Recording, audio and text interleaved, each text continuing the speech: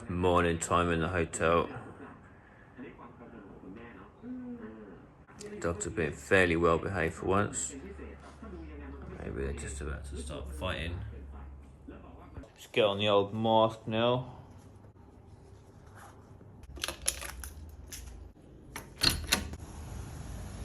Every morning I go over here to Amazon Coffee and get a latte. Oh look, there's Pen over there buying some junk. The boy asked me to get it. Oh.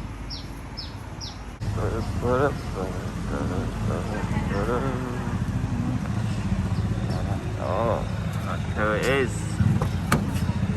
Look who it is. He always jumps in the front. Get in the... I gotta put the phone down.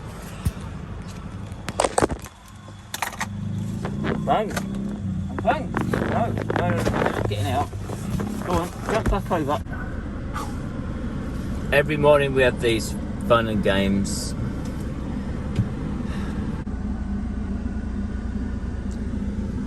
It's Pen going to get my latte from the coffee shop.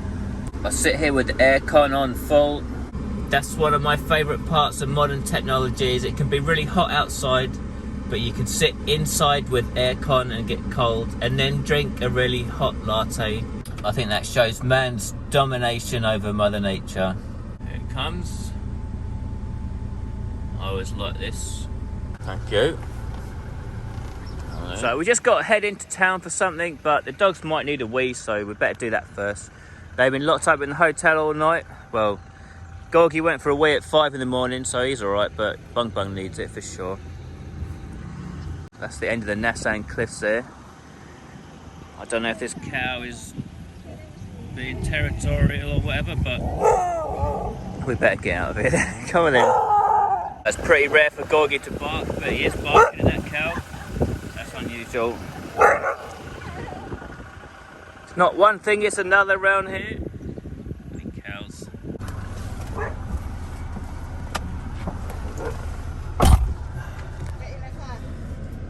Right, that was short and sweet. Come on, Gorgie, in!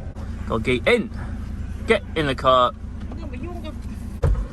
Bloody huskies and cows. Guess I've got my latte. Wasn't that funny? Following this guy on the motorbike up the road there. He's taking us to get an electric pole. He's going to whack in a pole for us. I wonder how heavy that thing is. It doesn't look too bad. So yeah, we're in the farm now. Let's have a few updates about what's going on. So, well, look, I've finished digging all the mud here. I was doing that yesterday. That was hard work. But that's all nice and smoothed off. If you remember, when we were digging the foundations for the bungalow over there, we broke a water pipe and the digger had to come in and dig all that up around the side. And, well, finally finished putting all the mud back in and smoothing it all off. So the rendering work's continuing.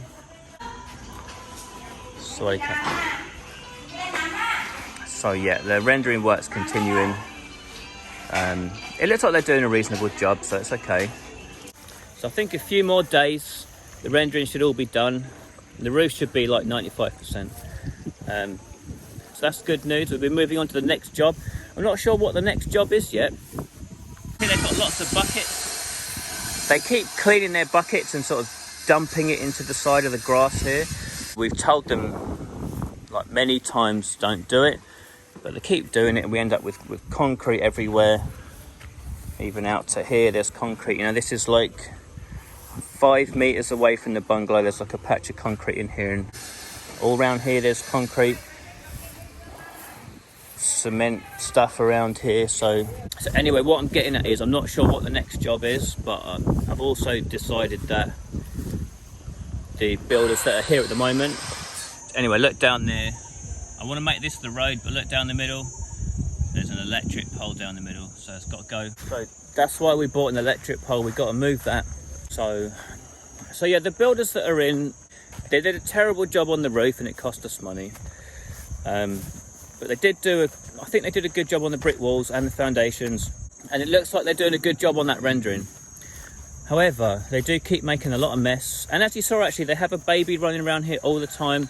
That kid keeps chasing the dogs around and smacking the dogs, hitting the dogs with stuff. And he opens the gates and lets the dogs out and all sorts of things. And one of the other people who were there is also just really like mindless and irresponsible and makes a mess and leaves the gates open, and we've just kind of had enough of it.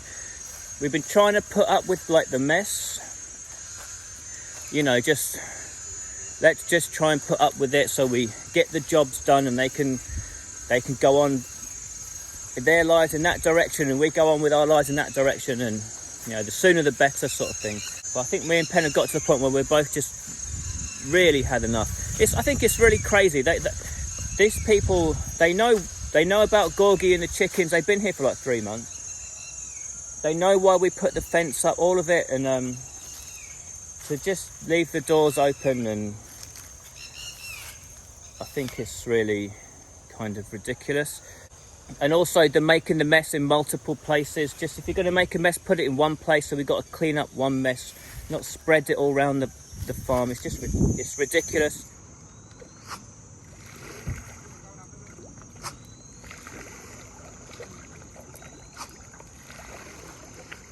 So that's that. Give them another bucket this afternoon. Oh yeah, Pen's doing a bit of spraying. That's what she said she was going to do. Just wants to go around and give them a little bit here and there. She thinks a few of them need it.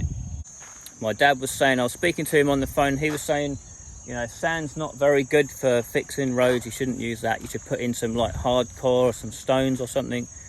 Yeah, I think he is right about that. It would be better. But sand's got its benefits too. So for example, just for me on my own, shifting it around the farm, it's much easier to fill up a wheelbarrow with sand than it is with stones, and then drag it around with a shovel. It's much easier to drag sand than it is to drag stones. So, I mean, there's that. So I think sand's not perfect, but it's not too bad.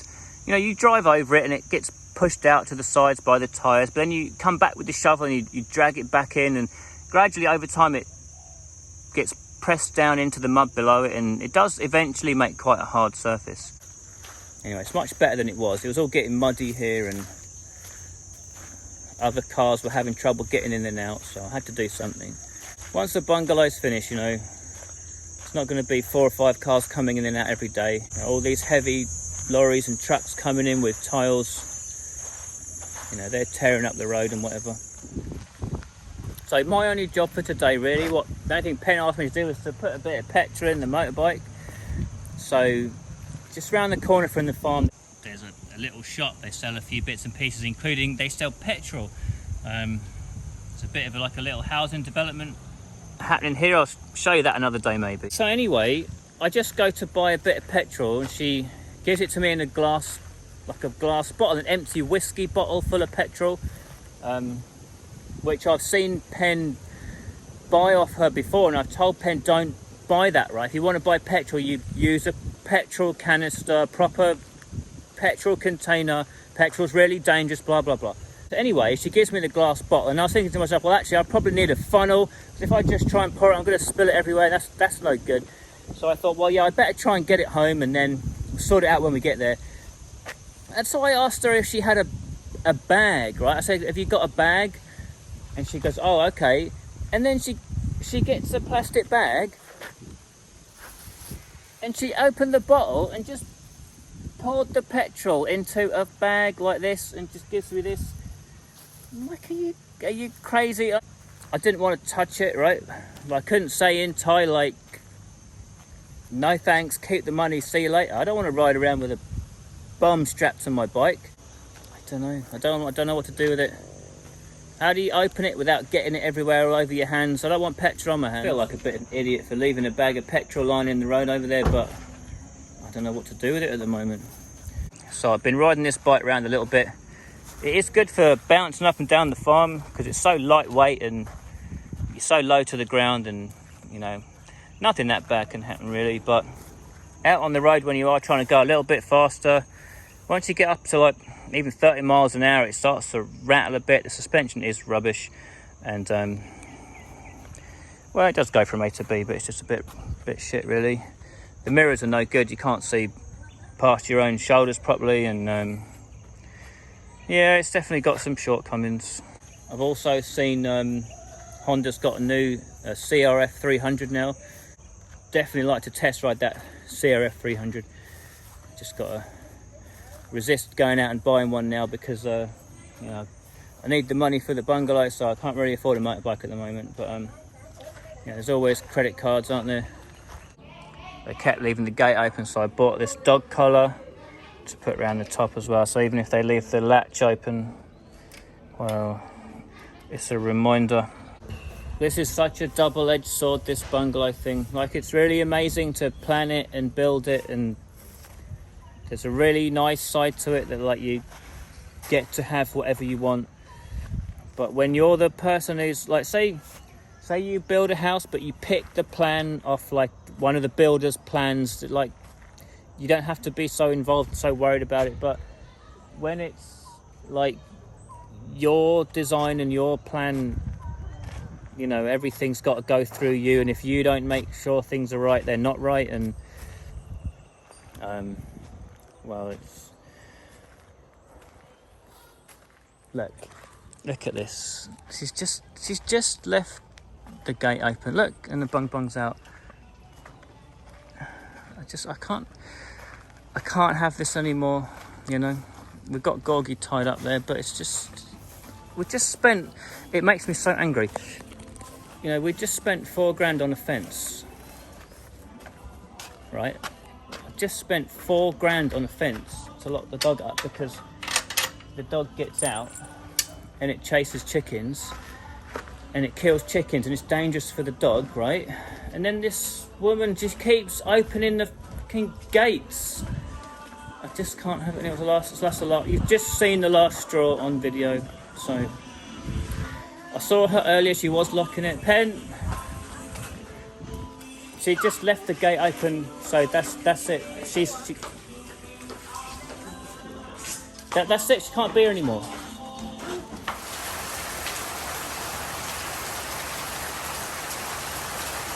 So there goes Pen. She's going to give the bag of petrol to this guy we know who lives in there. Come over to the hotel. It's Monday today, so every Monday I pay the bill for the week for the hotel. It's 3,500 baht, which I think is pretty reasonable. So that includes, you know, electric and aircon, water or whatever, and they do your washing for you and come and clean the floor and whatever. So I think it's a good price. It's cheaper than renting a flat in England anyway. Anyway, yeah, we just come and give the room like a spruce up. You know, hide all the dog hair and whatever as best we can, and then get the lady to come in and finish it off. So that's the two ladies there, they do the room cleaning. I don't know if they know that we're sneaking the dogs in there or not, we don't know. Sometimes we think we're being clever and sneaky and no one knows. Maybe they can see us on the CCTV camera and are laughing at us, we don't know really. So we managed to pick out a few trees, but even though there's you know, thousands and thousands to choose from, I actually don't like a lot of them.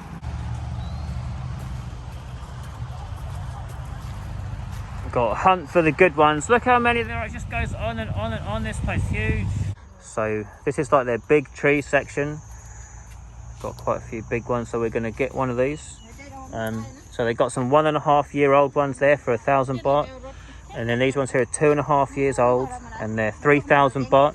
God, keep mind out of the way, I'm trying to video.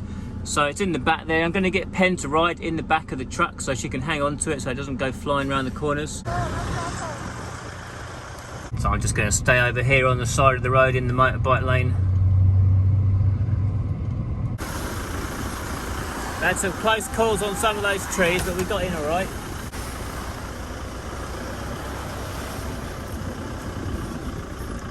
So that worked out all right. We're going to put it in this hole here down the bottom. Got all that ready for it. Pen's going to take Gorgie for a walk somewhere. Oh, there comes Bung Bung. Bung Bung, come on! He's coming up through the bushes. He's all wet. It's been down the canal. It's boiling hot. Well, that's the big tree in there. Just stuck that in the ground. I was pleased to find a 2.5-year-old tree, because all the trees along in this section are all 2.5 years old. These are all the same age then. So it'd be interesting to see how that goes compared to how these go.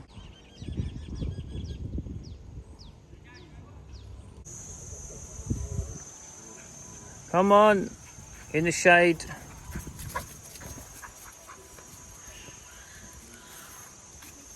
It's pretty difficult doing it with one hand on this bumpy farm with potholes everywhere.